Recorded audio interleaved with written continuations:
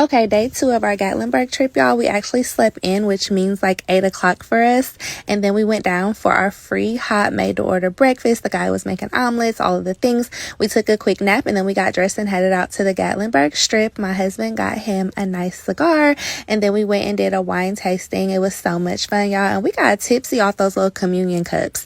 But anyway, it looked like it was going to rain, but it never did. It was perfect. We headed up to a toy store looking for some things for the kids, but they were overpriced. And then we went to Baskin Robbins, y'all, and got us some ice cream. It was time to head back to the hotel to get dressed for dinner.